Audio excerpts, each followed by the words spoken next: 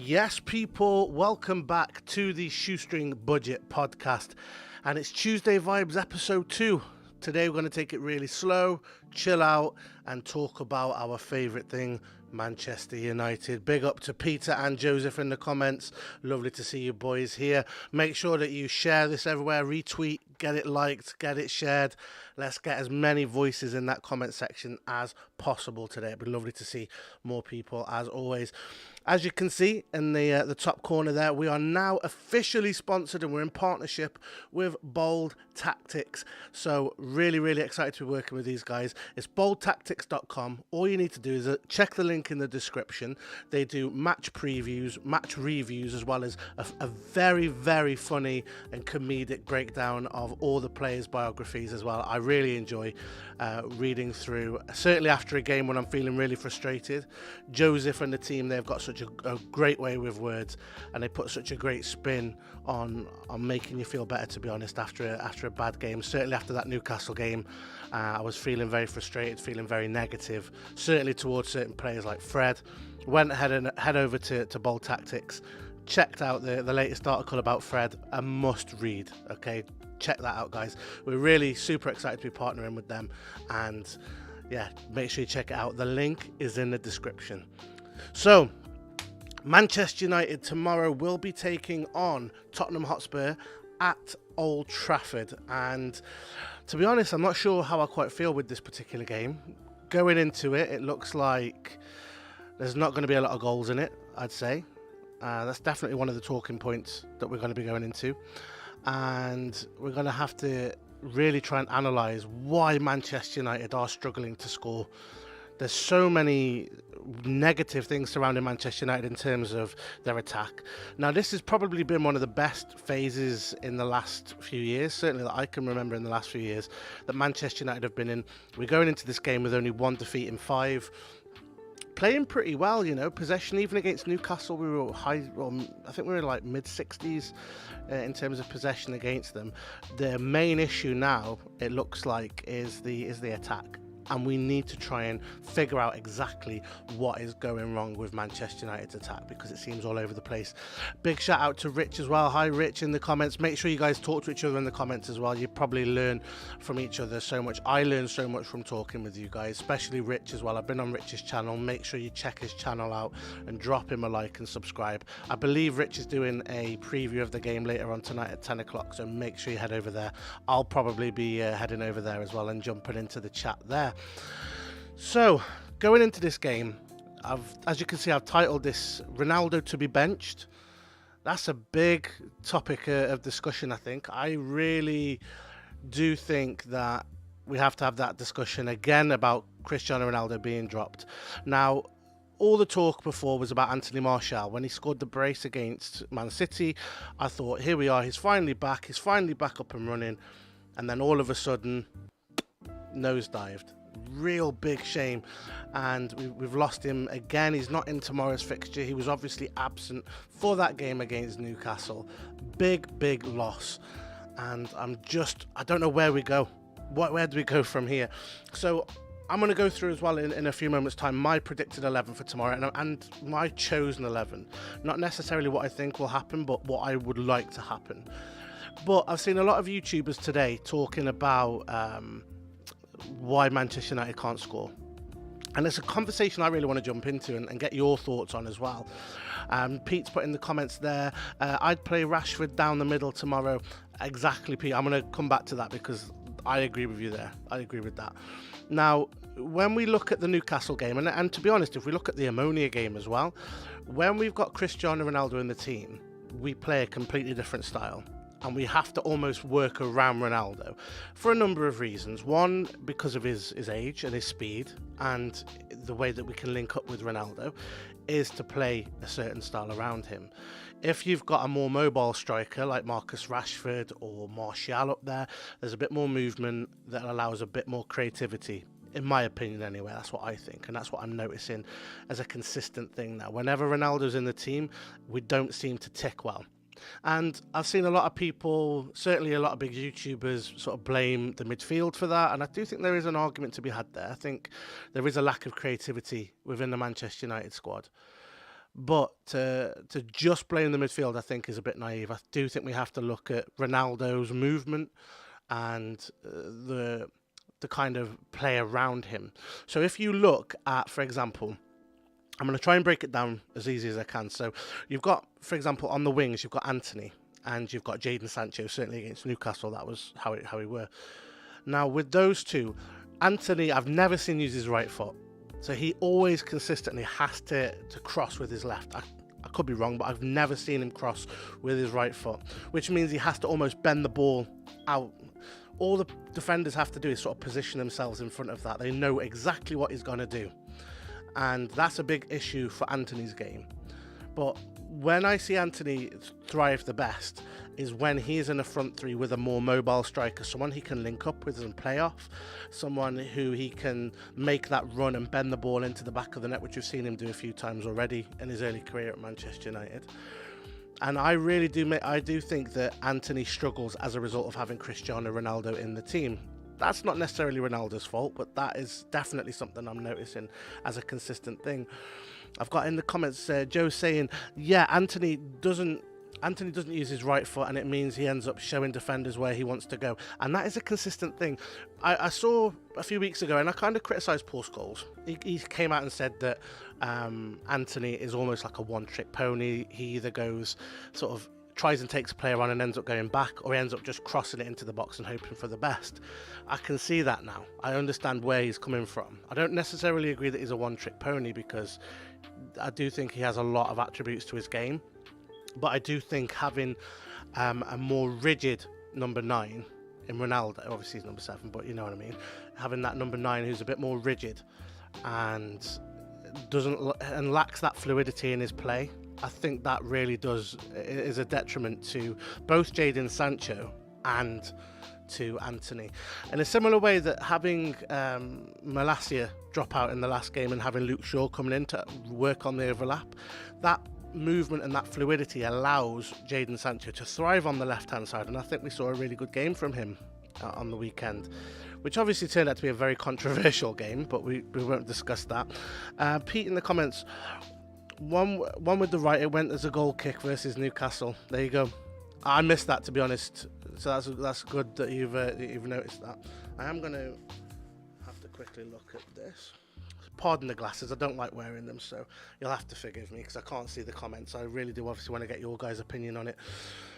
But I argue, and I've been arguing this point, that we need a more mobile striker.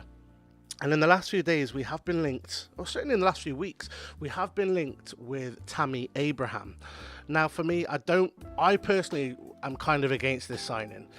I see Tammy Abraham operate in a very similar way to Marcus Rashford, in a more rigid style. He's sort of, for me, from the little I've seen of him, certainly in the Prem, he seemed to be more of an out-and-out number 9 and not a Marcus Rashford or an Anthony Martial. Someone that can play on the wings, can come in and create, drag players with them. He just sort of seems to be the big talisman, get the ball to him, sort of the traditional number 9.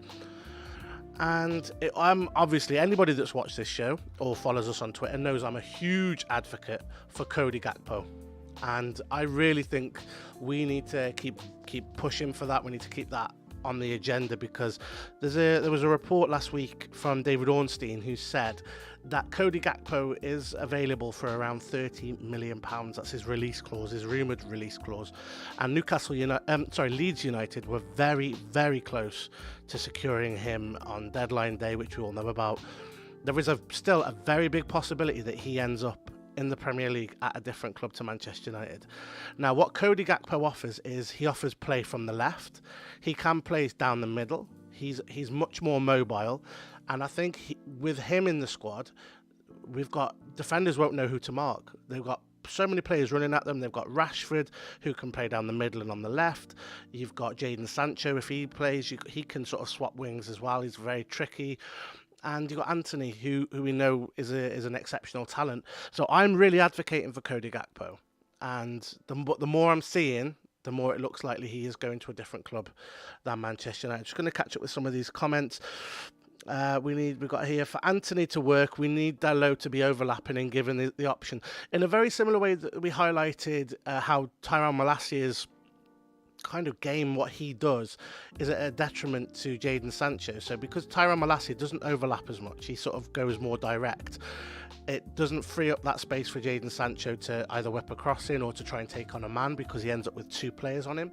So yeah, I think that's a very good point. I think if we can have overlapping fullbacks all the time, it just gives us so many more options. And Dalot, to be fair to him, he can put in a good cross, so it would also put him in a really good position to sort of be able to put the ball in and cause a bit of damage that way. But at the moment, we just seem to be lacking that final ball, and I do think that is down to not only the midfield and the wingers, but also down to having Cristiano Ronaldo in that midfield, because I think he is now limited to what he can do on the pitch. He's 38. I mean, I get that we all live in this sort of sentimental world that we want Ronaldo to be back at his sort of 20-year-old days, but he's older now. He's a much more experienced player. He's playing in the Prem, one of the oldest players in the Premier League, certainly as an outfield player.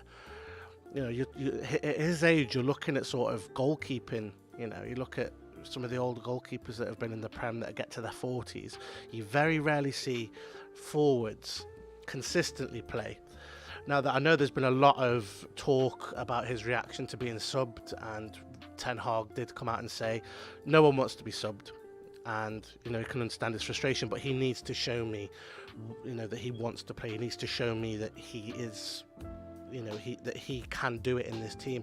I don't think Erik Ten Hag is fully convinced by Ronaldo this season, and to be honest, I'm leaning towards Ten Hag on this. I really am. I do think that we do lack that penetration with Ronaldo on the pitch. Not that it is 100% his fault, but we definitely change our system to suit Ronaldo. Catching up here, so we miss Martial. Totally agree, Rich. Totally agree. That fluidity that he has, that movement, that pace, and he's just a fantastic finisher. I thought he was done at United until I saw him in pre-season under Ten Hag, and I thought if we can just keep him fit, we have got such a lethal striker on our hands. And that is just Anthony Martial's Achilles heel, is that he just cannot stay fit.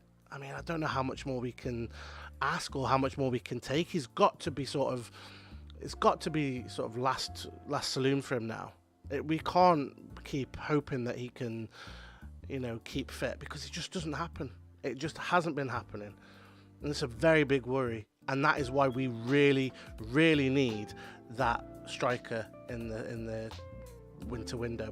Made even more difficult this season because, of course, it is the World Cup, which means prices will go high, players will get injured, all that great stuff. So it is looking very unlikely that we will make that January signing that could be the difference between 4th, 5th, or even 6th. Shaw and Rashford have built up an understanding. It'll take time for Dalot and Anthony. Totally agree, Rich. That is a fantastic point. A really, really good point. And you see the difference when Shaw plays. I was so behind Malacia at the start of the season, and I still am. I think he's a fantastic talent. But you see what Shaw brings to the game. And certainly when Marcus Rashford's down that left flank, and even Jadon Sancho, there's definitely chemistry there. And we'll want to see more of that. I don't want Tammy. He needs at least 6 chances to score one. He's not clinical enough. I know he's been through a bit of a transformation at Roma. I know he's sort of banging, well, he was last season. He was banging goals in left, right and centre. So I'm not sure, obviously, if he can do that, if he can replicate that in the Prem. I know he did well under Lampard, but they were creating chances for fun. We are in a position where we've got possession. We're playing fast, fluid football, so it's not quite Louis van Gaal football that I've seen some people sort of link Erik Ten Hag style to, which I think is a bit unfair. Louis van Gaal was very much a slow, methodical process. Too slow for the Prem. I think we've got the speed and the tempo. It is just that final ball that we're lacking. That once we get that killer pass, we're in. And I do think that could be down to the striker that we have, or that we end up getting. Very interested. Very interested we were. I mean, this is from Leeds Lounge, so big up to Leeds Lounge. Thank you for joining us again. I know none of us in here are Leeds fans, but this guy is making some great stuff as well. We're going to definitely work on some stuff together on the Manchester United Leeds games as they come and go, so make sure you keep an eye out for that. But I agree. I was so upset when I heard Leeds, of all teams, were after Cody Gakpo, and I think he'd do well. I mean, what Jesse Marsch has done done at Leeds is really good, and I think he'd fit that system so well. I think that's a great point. Joseph said it's difficult because the fullbacks tend to tuck into midfielders and the wingers hug the touchline and provide the width. This is something like we just said about Malacia. Malacia seems to go more direct and doesn't seem to want to go out much. Jadon Sancho, I noticed on the weekend against Castle when Luke Shaw was making them overlapping runs, he did try and tuck it in. Jadon Sancho is probably the more guilty of the two of hugging the touchline. And I see Anthony do it only when Ronaldo is playing, and I feel bad because I feel like I'm blaming Ronaldo for everything, but I'm not.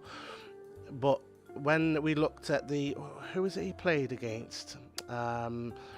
It was the one he got his third goal for. I can't think off the top of my head who we've played now. There's been that many fixtures in the last few weeks, and he was pretty much playing as sort of almost directly next to Rashford in the middle of the park. He was really, really good, and he got his third goal for the club there. So I do see what you mean. I do think what we do is whenever Ronaldo's in the box or Ronaldo's playing is we just go to the wings and just hit the ball in, Hail Mary, and hope Ronaldo's at the end of it. That seems to be all we do. And that's a big worry. Now, looking at the statistics of Manchester United this season, I'm not a big one to go off just purely statistics, but you've got to look at this. We've played 9 Premier League matches this season. We have won 5 games, which is okay, not great, but okay. We've lost 3 games, one of which was Manchester City. The first 2 were the opening 2 games of the season. But we've only scored 13 goals in those 9 games, and we've conceded 15. So obviously we're on a -2 goal difference. But 13 goals in 9 games with the attacking talent that we have, that's very damning. Very, very damning and very worrying. I've got even breakdown of even more statistics here in terms of their attack. So we're managing 1.4 goals a game. Now this was the one that got me. We're averaging, over the course of the season so far, so over the 9 games, we have taken 114 shots. Okay, so out of that amount of shots, only 42 of them shots have found their way on target, which gives us a shooting accuracy of 37%. I mean, that is shocking. That is absolutely shocking and borderline damning of Manchester United's attack. I mean, what more can you say? What more can you say there? I mean, it's absolutely disgusting what we're seeing there. And again, I do think we have to look at everything that's going on. We have to look at Ronaldo. We have to look at the breakdown of the play. Having no Eriksen on the weekend was a huge loss. It was a massive, massive loss. And I'm not sure if he's back tomorrow. There's talk that it's going to be sort of a case by or a day by day thing. I don't personally think he's in the squad tomorrow. He's not made my lineup, but that's only based on the fact that I don't think he'll be there. So I'm just going to have a look here. So yeah, the other player that we've been linked with. Now this one came out, I think it was on maybe yesterday, or certainly over the weekend, and that is Rafael Leao from AC Milan. Now I really like him. I think he's a really good player. Plays in on off the left, very similar in the sense of in a similar way to Cody Gakpo. However, the asking price for him from AC Milan is rumoured to be in the region of 150 million euros. Now that is his release clause. So what's that? That's probably about 130 million pound. Now looking at his statistics for the season, he's played 9 games so far this season, 4 goals, 4 assists. It's very, very good. And in a league that is actually a lot more difficult and a lot more difficult to score in, more difficult than most people give credit to. And last season he managed 11 goals and 8 assists in 34. For me, that's the price of 130 million for those figures is way off. We should not be paying that kind of money. I can see Manchester United doing this because he sells shirts, but it's way off what we should be paying. Way off. We need a midfielder in January to help with creativity, as when Eriksen is missing, the drop-off is massive. I take Tielemans at a bargain price in Do you know what? Absolutely 100 million % agree with that comment. Yuri Tielemans would, even as backup to Eriksen, he would get into this team. And when we lost Eriksen the other day, we only had Fred to replace him. And Fred was horrendous in that game. Absolutely horrendous. I know, sorry, Peter, I know you're going to hate me for that because I know you love Fred. And you know I have no agenda against any of our players. I want them to do well. Fred was awful in that game. Don't think he did. I know his statistics were actually very good. But again, this is why I don't base things on statistics. I would much prefer to have someone like Youri Tielemans in there who can pick out a pass. He's very, very good playmaker. A lot better than a lot of people give credit for. And we could probably pick him up between 10 to 15 million in January. I think he goes as a free at the end of the season. So we could even pick him up around 10 million, which I think is a steal for someone like him. You could rebolster that midfield with, you've got Casemiro, you've got Scott McTominay, Christian Eriksen and Youri Tielemans. That's a great rotating midfield there. And also you can play Eriksen in Bruno's position if Bruno sort of drops off, as we've discussed, he is sort of going that way. You could play Eriksen in the 10 and have Tielemans playing where Eriksen plays in the sort of the 8 role. We've got Donny van de Beek coming back as well with Erik ten Hag said he's got big plans for Donny. So that could be the only reason we don't sign Youri Tielemans, but that's a great point. And I don't see enough people making that kind of point. I think that's a really good one. Anthony does always look for Ronaldo, even if there is a better pass or a better option, he always just wants to assist Ronaldo. Fantastic point, Joseph, fantastic point. And again, that's where it comes to that Hail Mary ball that we play, just hit it into the box and hope for the best. We've been poor with finishing since the start of last season. Yeah, under Ollie, when Ollie first came, we sort of seemed to be scoring them for fun. You know, we just seemed to have a formula that worked. Jesse Lingard and Marcus Rashford linked up really nicely. I think it was a couple of seasons ago, and Anthony Martial. That was a fantastic front three that we had. Well, Lingard sort of playing behind, but it was really, really good. And we were scoring goals. That we do have goals in this team. They've not all of a sudden dried up, but I do think we have to look at the connection between Ronaldo signing and the goals drying up. There's something in that, and I could be completely wrong, but I believe this. I believe so hard that there's something in that. We've only scored 57 goals last season, which was very poor. And again, we're getting off to a poor start now. You know, 13 goals in 9 games for a team like Manchester United is poor. So when you compare that, for example, to Tottenham Hotspur, that have been called sort of the most defensive team in the league, I think Tottenham Hotspur have scored around 22 goals, between 20 and 22 goals this season in the Premier League. So much more than we have. And they've conceded less. So, and like I say, tomorrow's game is going to be very interesting. This Tottenham Hotspur game, a huge game. I think it's going to be a very low scoring game, but it's a huge game nonetheless. No, we had to defend him after Ammonia. Has he played well after Newcastle? I have to agree, he was shocking. Yeah. I mean, I think if we're talking here about Fred, he was, I thought he was all right after Ammonia. I think I gave him a 6 in my play rating. I know the comments were crazy that night. There were so many people jumping on Fred that night. It was so crazy in the comments. I've never seen anything like that. So let's move on very quickly to tomorrow's game. Now, we are going to do a preview show tomorrow with Tom. Tom's going to come back in, and we are going to discuss everything about Tom's predicted lineup, and we'll also should hopefully, whilst that is live, get the team news through as well. We're going to discuss about all the good stuff for that build-up game. So there'll be all the statistics, everything going into that game that we need to watch out for. Now, the team news that came out about an hour ago from Erik ten Hag, maybe an hour and a half ago. So Harry Maguire is set to resume training soon, so he's not in the squad tomorrow to face Tottenham. Make of that what you will and react to that in what you will, just be respectful. And Dubravka is also back after being ineligible for the Newcastle game. Now, I saw loads of people kick off the other day about Martin Dubravka because they said, why isn't he in the squad? He should be in over Tom Heaton, forgetting the fact that we have loaned him from Newcastle. I thought that was fantastic and an example of Reaction FC that we definitely have in our fan base. Marcus Rashford, now he was under the weather against Newcastle, obviously came on, I think it was around the 70th minute. Thought he played really well in that time, and I do think we played better when he came on the pitch. I've seen some people disagree with that, but I don't really think he was that bad. He had a great chance to score. Arguably, Ronaldo would have scored that, but whether or not Ronaldo would have been in the position to score that is a different question. But I really want to see Marcus Rashford start tomorrow, and I think if he starts, we've got a very good chance of winning. But yeah, so he was under the weather, so that's why he missed the most of that game, but he should be back in.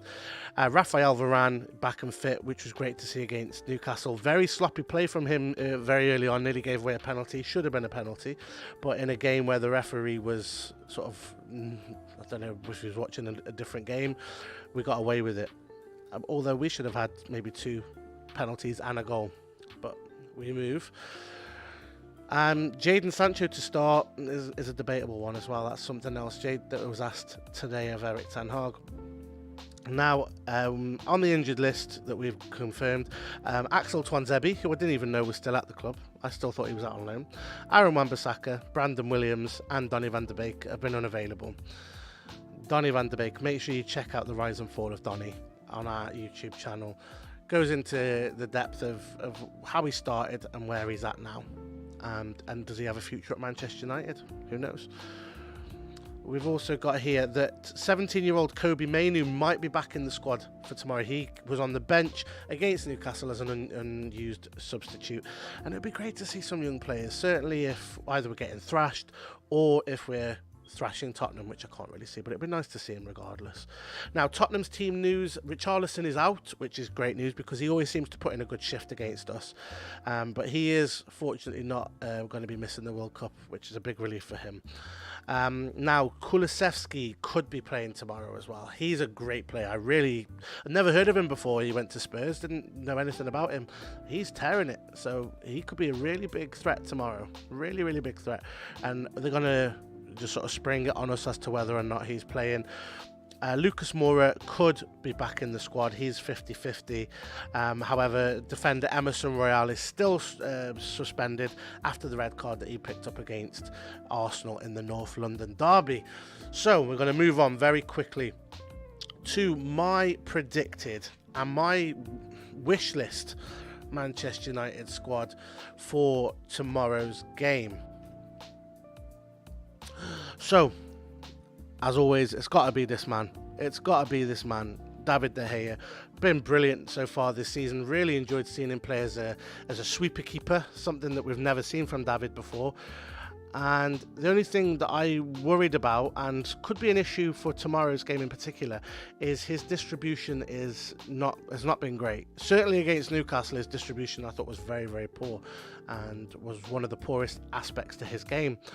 So, without a doubt, for me, it's got to be David De Gea. Get your predictions in as well, guys, in the comments. I can already see Pete is chucking some suggestions out there, so make sure you get your predictions in. I'd love to see what you think, and disagree with me if you have any other thoughts. And now it's got to be Diogo Dalot. No one else to replace him. I think he's been quite shaky in the last few games. Not been impressed with him in particular. He's not been bad. He's not been sort of last season bad, but he's not looking great, considering the fantastic explosive start that he had at the start of the season. Now, I do think we have to bear in mind the fact that he has played every game, including the Europa League, and a level of fatigue will be settling in, certainly for someone that hasn't played much football for Manchester United. So I do think we do have to give him the benefit of the doubt, and when Wan-Bissaka's back, we can hopefully look at resting Diogo Dalot for some of those Europa League games.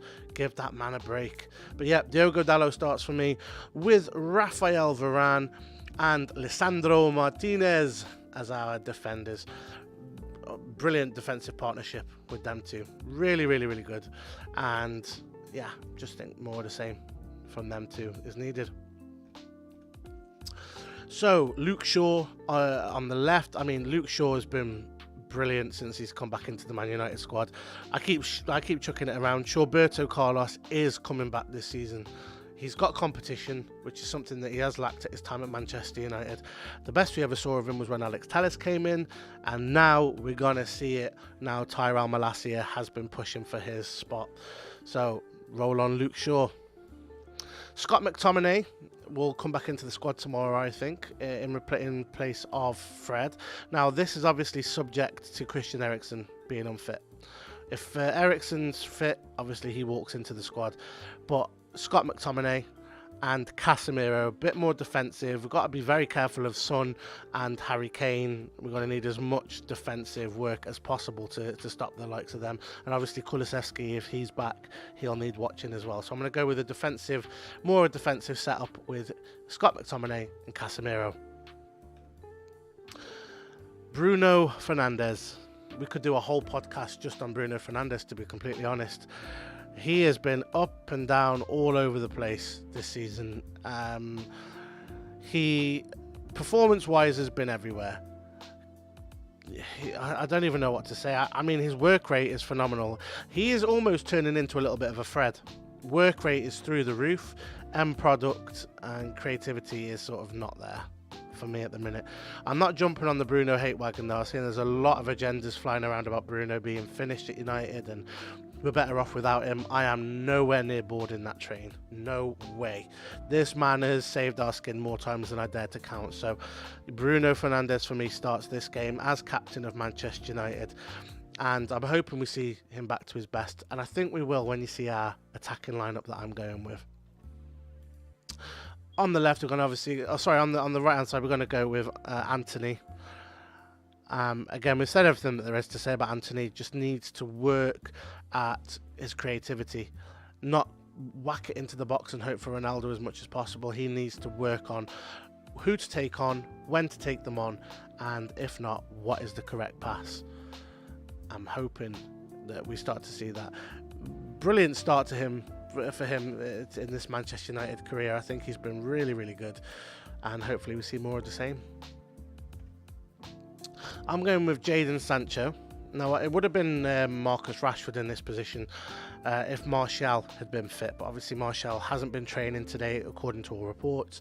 So I'm going to go with Jadon Sancho with Luke Shaw on the overlap, and I think we can cause some damage through him. Jadon seems to sort of step up in these big games as well. I've noticed that the biggest games that we've played, other than the Man City one, we played Arsenal, played really well in that game. He played really well in the Liverpool game, and this is another big fixture for him, and I hope he shows up in this one.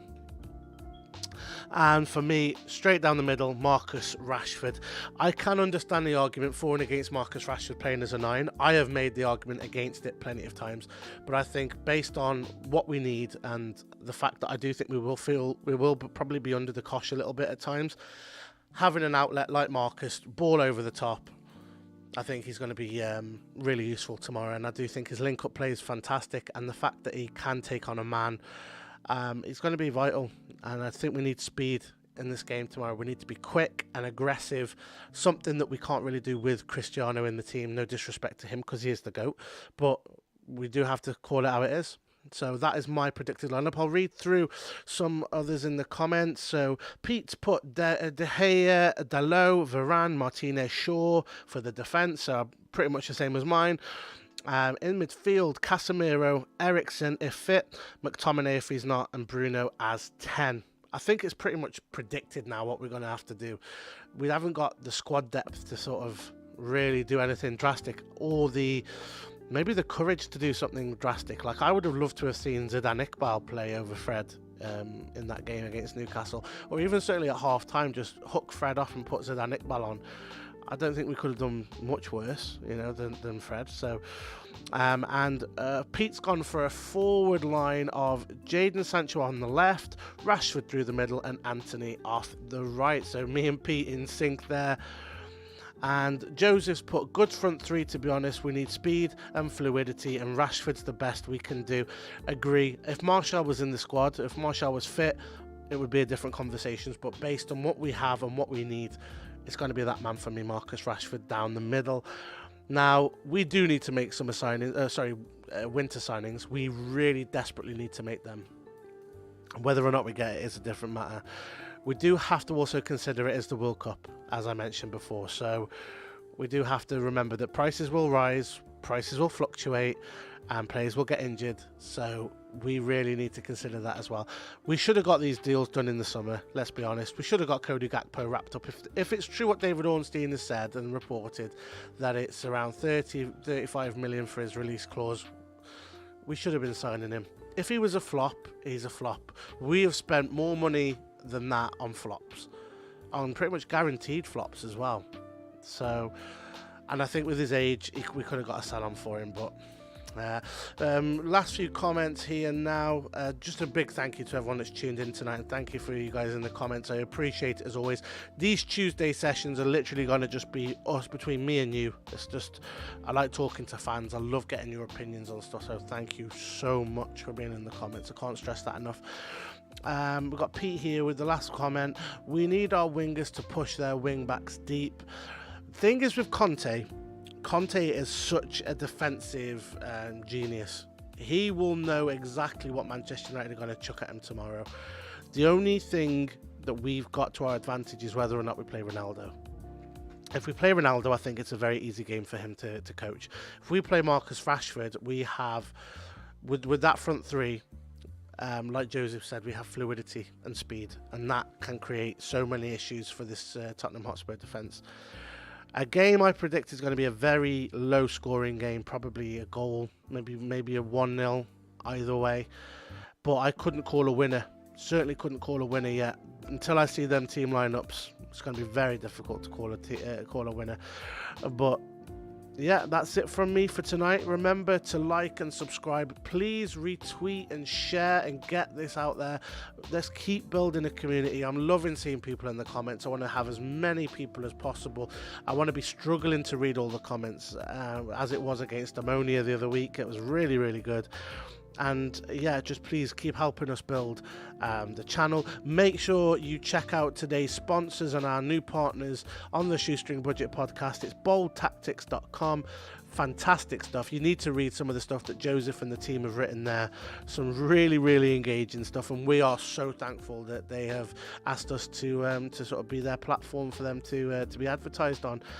Definitely check them out. Really, really good stuff on there. Keep it up, Joseph, as well. Keep up the hard work, as well as the team at Ball Tactics. Thank you to everyone in the comments, and I will see you tomorrow as Manchester United take on Tottenham Hotspur in the big one. See you later, guys.